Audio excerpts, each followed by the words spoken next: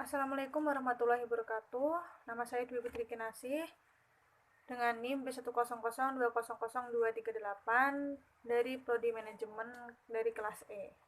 Di sini saya ingin menyampaikan hasil dari lembar kerja proyek warga negara yang ketiga.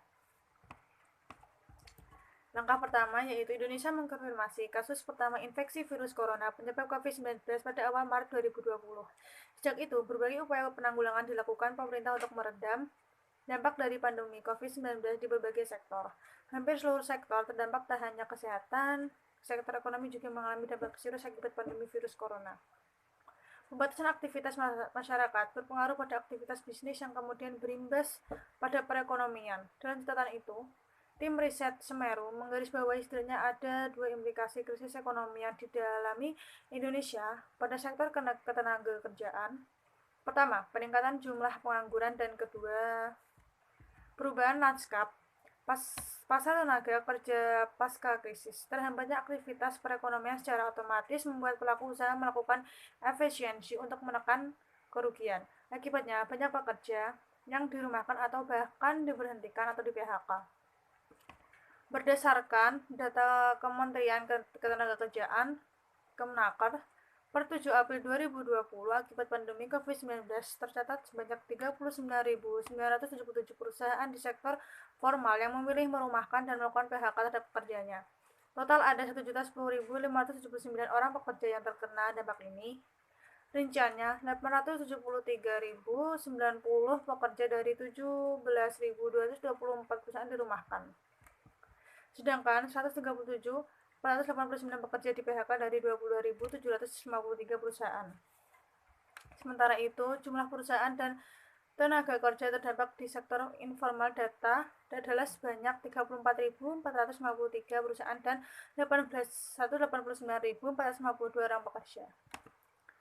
Langkah kedua, pada lembar kerja proyek warga negara ini diharapkan mampu mengidentifikasi suatu problem permasalahan di bidang ekonomi pada masa pandemi. Menghasilkan produk usaha terbaik, tidak bertentangan dengan nilai dan norma masyarakat, serta bermanfaat bagi seluruh rakyat Indonesia adalah wujud dari sila ketiga. Dengan produk yang baik dan bermanfaat bagi banyak orang, maka kita bisa berharap bahwa produk itu bisa digunakan dan tidak menimbulkan masalah dalam pemanfaatannya. Sistem ekonomi yang berdasarkan ideologi Pancasila berdasarkan atas asas kekeluargaan dan kegotong royongan nasional. Sistem ini memberikan kebebasan kepada setiap warga negara untuk berusaha dan atau membangun usaha perekonomian dengan batasan dan syarat-syarat tertentu. Yang langkah ketiga, keberhasilan suatu negara dipengaruhi oleh banyak faktor, salah satunya adalah pertumbuhan ekonomi. Pertumbuhan ekonomi adalah suatu indikator kesejahteraan dan majunya suatu bangsa. Naik turunnya pertumbuhan ekonomi menjadi perhatian kalangan luas, diantaranya pemerintah, pengamat ekonomi, pelaku bisnis maupun masyarakat. Kondisi pertumbuhan ekonomi dan yang berfluktuasi dipicu oleh banyak faktor, mulai dari kegiatan perdagangan, tingkat produksi, inflasi, dan beberapa faktor lainnya. Pandemi COVID-19 telah mengantarkan dunia menuju krisis yang mengerikan.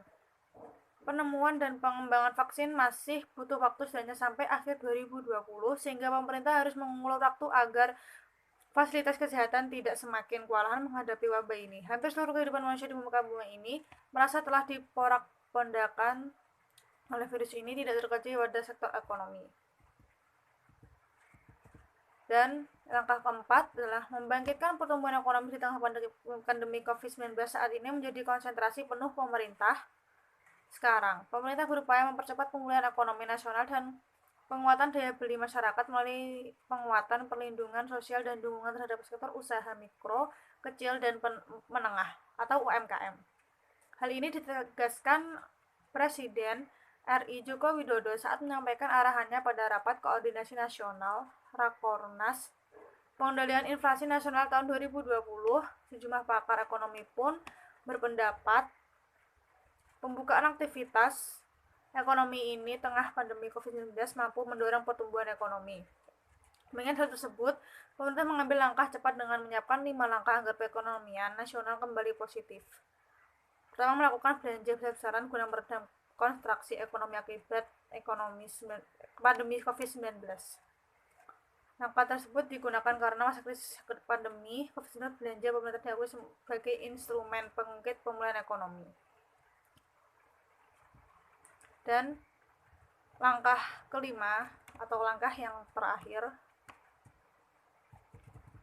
untuk meningkatkan skill tenaga kerja di desa juga pemerintah pusat dibantu, Pemda juga perlu merevitalisasi kembali balai pelatihan rakyat desa agar penurunan tingkat pengangguran di desa juga diikuti oleh penurunan tingkat kemiskinan yang lebih optimal. Meskipun pandemi, masyarakat tidak bisa menahan konsumsi atau mengurangi konsumsi dalam jumlah yang signifikan. Kondisi ini harus dimanfaatkan sebagai katalisator perekonomian dan menjadi momentum optimalisasi sektor pertanian. Caranya, kebijakan pro pertanian harus ditingkatkan seperti pemberian stimulasi produk pertanian serta mengoptimalkan ketahanan pangan. Kemajuan sektor pertanian dijujukan oleh seluruh desa-desa di Indonesia, terutama bila anak-anak mudanya turun kembali ke desa, seperti halnya pengrajin anyaman bambu di desa Sumurboto, Kecamatan Kepon, Kabupaten Blora, masih bertahan produksi di masa pandemi COVID-19. Seolah mereka enggan tergerus di tengah kembang maraknya perkakas serta perabotan plastik. Meskipun sebagai pengerjaan sembilan, namun masih saja ditekuni secara turun-temurun sehingga menjadi ikon industri rumahan berbasis kearifan lokal bagi pemerintah desa Sumurboto. Kerajinan anyaman bambu seperti membuat bakul nasi, dunak, dan anting atau wadah tempat makanan di desa Sumurboto cukup dikenal masyarakat baik di dalam dan di luar Kabupaten Blora. Jika ada yang minat, mereka bisa datang ke desa Sumurboto dan pesan pada salah satu pengrajin. Meski ada yang mengakui keterbatasan modal, tapi bukan menjadi penghalang saat mengisi waktu luang untuk memenuhi pesanan.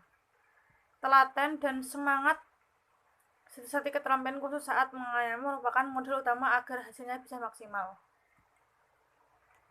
Kemudian para pengrajin anyaman bambu rata-rata sudah berusia tua, sedangkan yang muda dinilai kurang minat untuk belajar menganyam bambu. Ini merupakan hasil dari lambar proyek kerja dari saya. Sekian, terima kasih. Wassalamualaikum warahmatullahi wabarakatuh.